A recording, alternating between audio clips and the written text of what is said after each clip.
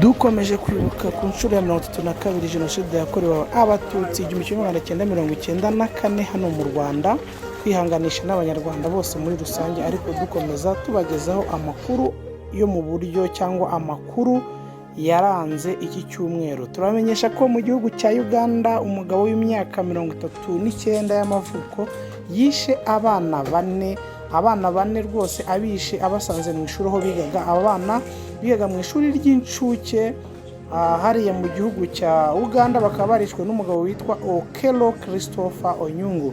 Nukuri igipolisi cyatangaje ko yafashwe kandi arimo kubazwa. Ni ukuvuga ngo uyu mugabo ubu ngubu yashyikirijwe urukiko. Turabereka amafoto cyangwa video ari kujyanwa mu rukiko ameze nk'umuntu wakubiswe cyangwa ubabaye cyane nawe, ariko bigaragara ko uyu mugabo niba afite ikibazo cyo mu mutwe ntawamenya. Polisi ikomeje gukora ubushakashatsi. Rero mukomeze murebe iyi video kandi dukomeza no kwihanganisha abanyarwanda muri rusange, tubagezaho amakuru nk'uko ubushize twabwiye ko mu murwa mukuru wa Uganda Kampala abana 4 bato biciwe mu ishuri ry'icuke mu buryo bushengura umutima. Ukekwaho yafashwe kandi iperereza riracyakomeje. Kandi bavuga ko aba bana 4, 3 bari abahungu, umwe yari umukobwa, bari mu kigero cy'hagati y'umwaka umwe n'imyaka 2 n'igice. Bakaba barishwe n'uyu mugabo rwose utazi, bataramenya icyabimuteye, ariko polisi ikaba ikiri mu iperereza.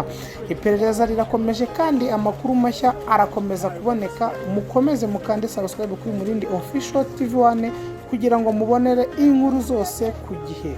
Rero tubibutsa ko no mu Rwanda ubu ngubu dukomeje kwibuka ku nshuro ya 32 jenoside yakorewe abatutsi 1994. Ciao ciao.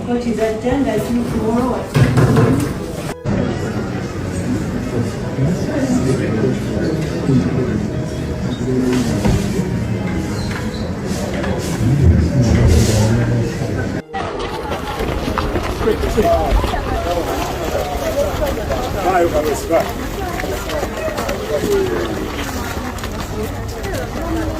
Mulher dele.